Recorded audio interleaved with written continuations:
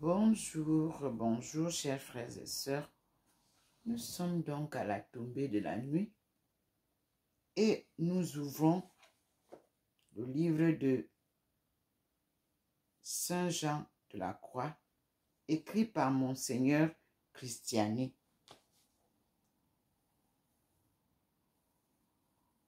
Collection dirigée par Michel de Saint-Pierre. Édition France Empire.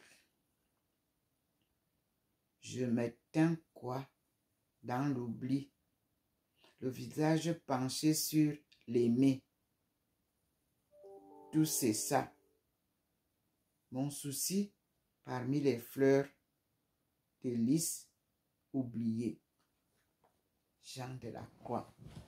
Nous sommes à la doctrine mystique avec Jean de la Croix. Nous avons été interrompus hier. Nous sommes à la page 189. Comment on avance? Saint Jean de la Croix nous dit: il arrive que Dieu agisse à la fois en nous, sur l'entendement et sur la volonté. Mais cela n'est pas indispensable. Il arrive aussi, et même souvent, que Dieu agisse sur la volonté sans agir spécialement sur l'intelligence spéculative. De très grands saints n'ont pas été des intellectuels. Si c'est tout près de nous le cas bien connu du saint curé d'Ars. Ce fut aussi jadis celui d'un François d'Assise, d'une sainte Rita et de tant d'autres qui ne brillèrent pas par la science mais furent dévorés du plus grand amour. Qu'il ne soit d'une manière ou d'une autre, ce qui est certain, c'est que l'âme avance dans la nuit obscure, entre guillemets, nuit obscure, avec une merveilleuse sécurité. C'est pour cela que la seconde strophe du cantique de la nuit obscure était la suivante. Je cite: dans l'ombre, mais assuré par l'escalier secret, déguisé, oh, l'heureuse aventure. Dans l'ombre et bien cachée, ma maison déjà étant pacifiée. Et la troisième strophe suit sans retard. Pendant la nuit heureuse, en secret, quand nul ne me voyait et que je ne regardais rien, sans autre lumière ni guide que celle qui est au cœur brûlait. Ce qui fait la totale sécurité de l'âme, alors même qu'elle ne voit rien et ne sait pas même ce qui lui arrive, c'est qu'elle obéit à la foi pure qui brûle en son cœur et qui ne peut tromper. Cette obscurité est celle de la théologie mystique, non bâtie sur des raisonnements, mais sur la foi et sur des contacts intimes avec Dieu. Et il nous ramène à l'escalier secret avec les 10 degrés. Toute cette marche des progressants se fait par un escalier secret. Cela veut dire qu'il y a des degrés dans l'amour et qu'il faut monter aussi longtemps qu'on est sur cette terre. Saint Bernard rappelle Jean de la Croix, a fort bien dit, je cite: l'amour est une grande chose, mais il y a en lui des degrés. de l'amour de Dieu et du prochain au chapitre 27. On peut distinguer 10 degrés d'amour. Jean de la Croix adopte ce chiffre et il expose avec clarté ce que sont ces 10 degrés. Il va donc nous décrire ainsi l'ascension entière depuis l'entrée dans la vie contemplative jusqu'au degré le plus élevé qui n'est autre que le mariage spirituel. Par cette énumération des 10 degrés de l'escalier d'amour, il dresse d'un coup toute la théologie mystique. Sans doute, dans l'ouvrage que nous analysons, il n'en donne qu'un aperçu rapide, mais ces ouvrages postérieurs, le cantique spirituel, c'est le titre, et la vive flamme d'amour. On a 2 livres là, le cantique spirituel et la vive flamme d'amour ne feront que reprendre et parachever cette description déjà ébauchée et plus ébauchée même dans ses 2 premiers ouvrages et dans son premier poème. Aux différents degrés, nous avons cru pouvoir donner des noms qui sont un essai d'interprétation, mais qui ne sont pas de notre sein. Nous en prenons donc toute la responsabilité sans prétendre imposer notre sentiment, dit Monseigneur Christiani. Premier degré, amour d'anéantissement et de désir. Au premier degré, l'âme est comme anéantie devant Dieu et malade d'amour.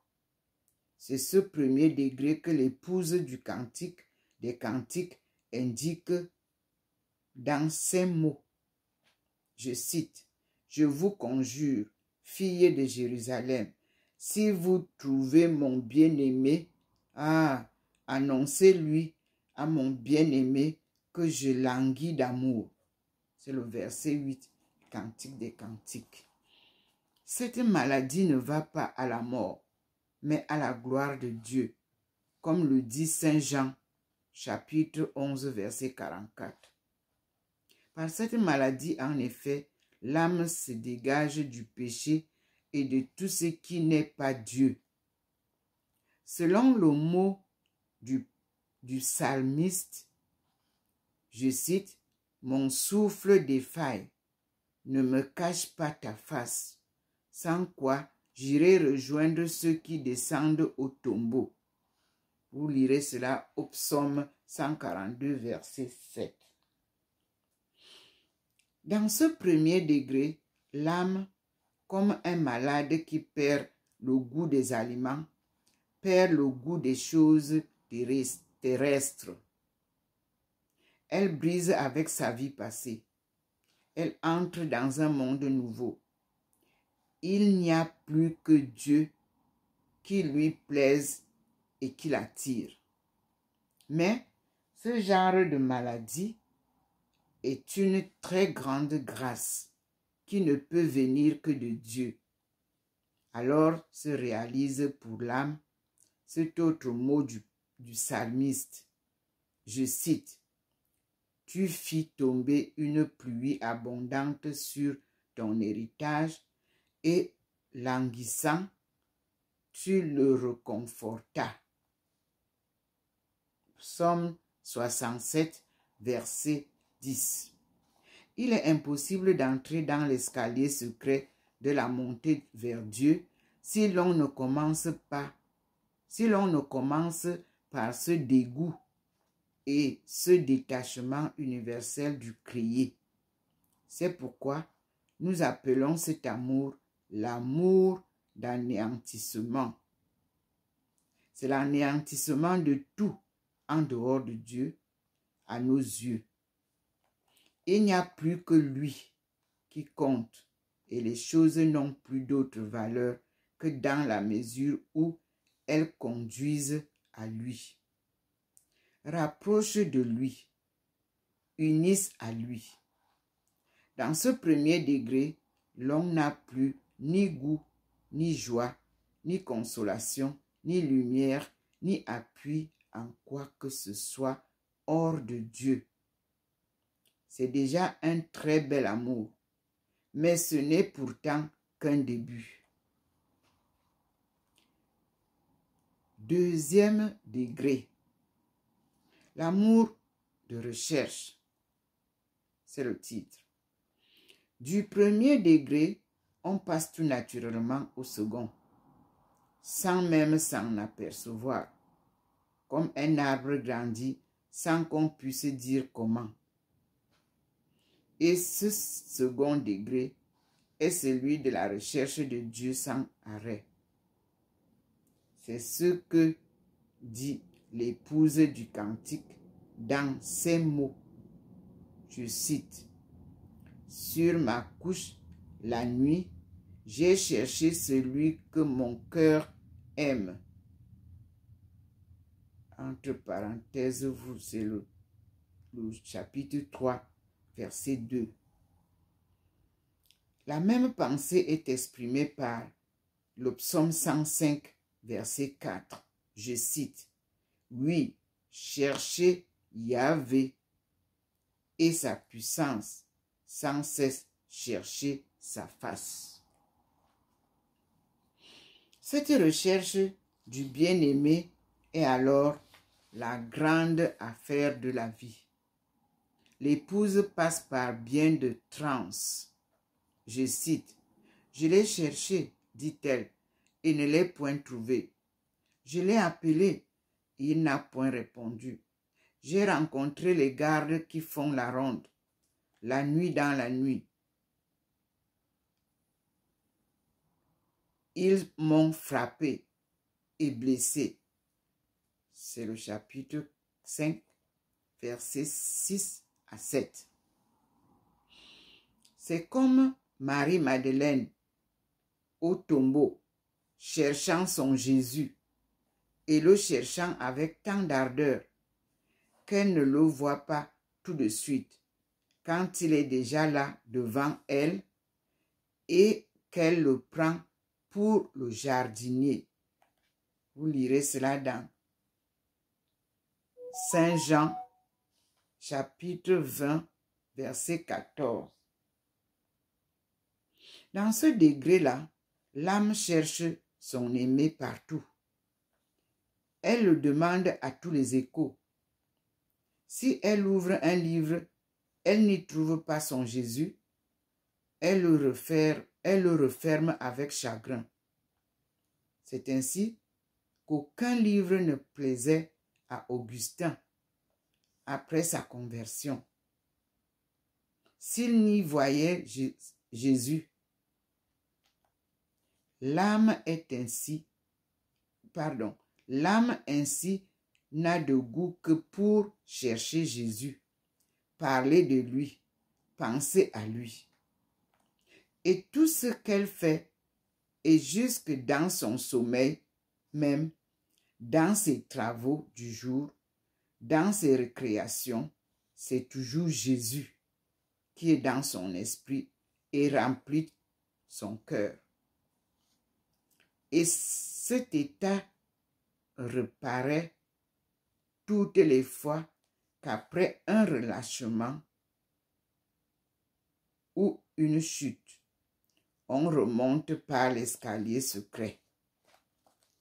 On est tenté de voir un degré d'amour de cette sorte dans les premières strophes du cantique spirituel que nous ne devons pas craindre d'introduire ici comme une suite naturelle de l'ouvrage double.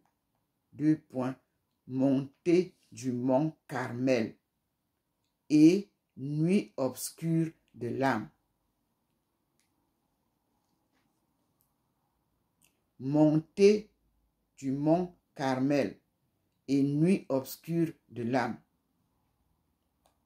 Je cite, « Cherchant mes amours, j'irai par ces monts et ces rivages. Ni je ne cueillerai les fleurs, ni je ne craindrai les fauves. Et je franchirai fort et frontières. Mais alors s'engage entre l'âme et les créatures un émouvant dialogue dont nous dirons plus loin les demandes et les réponses. Qu'il suffit de citer ici la conclusion dans laquelle perce la prédilection de notre Saint pour les eaux limpides, si souvent contemplées par lui, à ce que nous disent les témoins de sa vie. Et je cite, « Oh, cristalline fontaine, si dans ces miroirs argentés, tu formais tout à coup les yeux désirés que je tiens dans mes entrailles ébauchées. » Point d'exclamation, 3 points à la ligne. Maintenant, 3e degré, l'amour du travail. Le 3e degré de l'escalier d'amour, c'est la volonté de l'âme de travailler pour son bien-aimé et d'être pleine d'ardeur dans ce travail. C'est de l'âme en cet état qu'il est dit, je cite, « Heureux l'homme qui craint Yahvé, qui met tout son plaisir à garder ses commandements. » Point d'exclamation, fermez les guillemets. Vous lirez cela dans Psaume 112, versets 1 et 2. Point tiré. Si la crainte de Dieu, entre guillemets, crainte de Dieu, qui est fille de l'amour, agit ainsi dans l'âme, que ne fera pas l'amour même? Dans ce degré, l'épouse tient pour peu de choses tout ce qu'elle fait pour son bien-aimé. Elle trouve court le temps qu'elle lui consacre. Elle se sent toute enflammée d'ardeur. Jacob accepta de travailler 7 ans de plus pour Rachel. Mais si un amour humain est aussi fort, que ne doit pas faire l'amour divin? Ce qui cause alors à l'âme le plus de souffrance, c'est de ne pas pouvoir mieux faire, ni davantage, pour son Dieu. Elle voudrait faire 1000 fois plus, et tout ce qu'elle fait, elle le fait gratuitement, sans prétendre à aucune récompense. Elle se regarde comme servante inutile, selon le mot de l'Évangile. Elle est donc bien loin de ressentir les attentes de la vaine gloire, ni de la présomption. En cet état, l'âme doit s'attacher de toutes ses forces à l'humilité, en se sentant si petite et si insuffisante au service de son Dieu.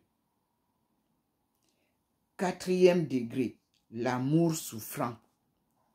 Nous ne serons pas surpris de voir Jean de la Croix situer l'amour de la souffrance avec Jésus et pour Jésus au-dessus de l'amour du travail avec lui et pour lui. C'est dans la croix que l'on achève de ressembler à Jésus. Dans nombre de ces maximes, entre guillemets maximes, notre Saint exprimait depuis longtemps cette pensée, je cite, « Il est meilleur de souffrir pour Dieu que de faire des miracles. » 13 des autres avise dans l'édition espagnole. 112 dans l'édition Lucien Marie qui traduit du reste, je cite, « Mieux vaut souffrir Dieu que faire des miracles. » au sens de souffrir l'action de Dieu. Souffrir l'action de Dieu. Entre parenthèses, à la ligne. Dans ce 4e degré de l'escalier secret, dont l'âme consent pour son aimé à souffrir sans relâche et sans se plaindre, point. Je reprends. Dans ce 4e degré de l'escalier secret, donc, l'âme consent pour son aimé à souffrir sans relâche et sans se plaindre. Selon le mot de saint Augustin, je cite, « L'amour estime tout ce qui est dur et pénible, facile et presque nul. Omnia seva et imania prorsus facilia et prope nulla facit amor. » Sermon de Verbis Domini in Matthieu. C'est dans les dispositions de cet état de l'épouse du cantique, je reprends, c'est dans les dispositions de cet état que l'épouse du cantique s'écrie, je cite, « Place-moi comme un sceau sur ton cœur, comme un sceau sur ton bras, car l'amour est insatiable comme la mort, son ardeur inassouvie comme l'enfer. » Le sceau, c'est le cachet. Vous lirez cela dans Cantique, chapitre 8, verset 6. L'esprit est alors à tant de force et domine si bien la chair qu'il n'y attache pas plus d'importance qu'un grand arbre à une de ses feuilles.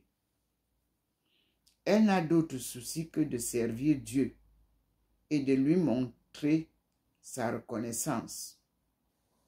Elle détourne sa pensée de tout calcul de récompense pour ce qu'elle fait ou ce qu'elle souffre. Mais Dieu lui dira, comme il est écrit dans Jérémie chapitre 2 verset 2, je cite, « Je me souviens de l'amour de ta jeunesse, de l'affection du temps de tes fiançailles, quand tu me suivais au désert, en pays inculte. » Fermez les guillemets, point d'exclamation. L'âme qui aime vraiment ne redoute aucune souffrance, et la seule chose qui puisse l'affliger, c'est de ne pas assez aimer son Dieu. L'âme qui aime vraiment ne redoute aucune souffrance, et la seule chose qui puisse l'affliger, c'est de ne pas assez aimer son Dieu. 5e degré, l'amour de conquête. Dans ce degré, l'âme est tellement oppressée par le désir de servir son Dieu et de s'unir à lui que tout retard, si bref qu'il soit, lui paraît démesuré, douloureux. Et comme il lui arrive à chaque pas de voir son désir frustré, elle vit dans la véhémence douloureuse de son désir. C'est ce que dit le psaume 84, verset 2. Je cite, « Mon âme languit et défaille à désirer tes parvis. Ô Yahvé, mon cœur et ma chair tressaillent vers le Dieu vivant. » À la ligne. Dans ce degré, l'épouse ne peut s'arrêter de voir partout celui qu'elle aime. Elle voudrait mourir plutôt que de l'offenser ou de ne pas le servir. Elle prononce le mot désespéré de Rachel. Je cite, « Donne-moi des enfants ou je meurs. » Point d'exclamation, fermez les guillemets. C'est dans Genèse 30, verset 1. Ce qui veut dire, je cite, « Donnez-moi des âmes, donnez-moi des conquêtes pour vous, sinon je meurs. Quand je ne pourrai plus travailler pour vous, faites-moi donc mourir. » Point d'exclamation, fermez les guillemets à la ligne. Ici, nous aurions tendance à citer les strophes suivantes. Chapitre 8 à 11 du cantique spirituel que je cite. « Mais comment continues-tu, ô vie, ne vivant pas où tu vis, et faisant que tu meurs? Les flèches que tu reçois, de ce que de l'aimer en toi tu conçois. Pourquoi après avoir blessé ce cœur, ne l'as-tu pas guéri? Et après me l'avoir ravi, pourquoi l'as-tu ainsi délaissé? Et ne prends-tu pas le vol que tu as dérobé? Apaise mes impatiences, puisque nul ne peut les dissiper, et que mes yeux te voient, puisque tu es leur lumière, et que, pour toi, seul je veux les garder. Découvre ta présence, et que ta vue et ta beauté me tuent. Considère que la durée d'amour ne se peut guérir que par la présence et face à face. Point d'exclamation, 3 points à la ligne. Nous passons maintenant au 6e degré. L'amour d'envol ou de course rapide vers Dieu. Dans le 6e degré, l'amour court avec légèreté vers son Dieu. Elle a avec lui de nombreux contacts et sans lassitude. Elle court dans l'espoir de le rencontrer. C'est l'amour qui lui donne des forces et des ailes. Le prophète Ésaïe a bien décrit cet état quand il a dit, je cite, « Ceux qui espèrent en Yahvé renouvellent leur force, et ils auront des ailes comme les aigles. Ils courront et ne se fatigueront pas. Ils marcheront et ne se lasseront pas. » Ésaïe 15, verset 31. Même pensée dans le psaume 42, verset 1. Je cite, « Comme le cerf aspire après les eaux courantes, ainsi mon âme soupire après toi, Elohim. » Mon âme a soif d'Elohim, du Dieu vivant,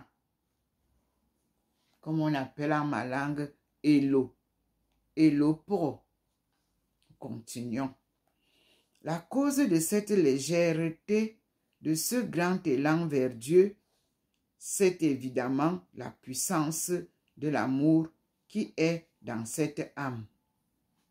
C'est alors qu'elle s'écrie avec le psaume 119, verset 32, je cite, « Je veux courir dans le chemin de tes préceptes, car c'est toi qui dilates mon cœur. » Point d'exclamation, fermez les guillemets à la ligne. La cause de cette légèreté, de ce grand élan vers Dieu, est évidemment la puissance de l'amour qui est dans cette âme. C'est alors qu'elle s'écrit avec le psaume 119, verset 32. « Je veux courir dans le chemin de tes préceptes, car c'est toi qui dilates mon cœur. » Point d'exclamation. Fermez les guillemets. Il ne semble pas discutable que c'est le même degré de l'escalier secret entre guillemets, qui est indiqué dans la strophe suivante du cantique spirituel. Je cite: « Éloigne-les, mon bien-aimé, car je vais m'envoler. Reviens, colombe, car le cerf blessé apparaît sur le sommet, au souffle de ton vol, et prend le frais. » 7e degré, l'amour de hardiesse. Arrivé à ce degré, l'âme se sent de plus en plus intime avec son Dieu. Elle ne peut plus se séparer de lui. Elle ose tout lui dire, tout entendre de lui, tout espérer de sa part. Saint Paul a décrit cet état quand il a dit, je cite, « La charité croit tout, espère tout, supporte tout. » Vous lirez cela dans 1 Corinthiens chapitre 13, verset 7. Moïse était pénétré de cet amour quand il disait à Dieu, je cite, « Ah, si tu leur pardonnais,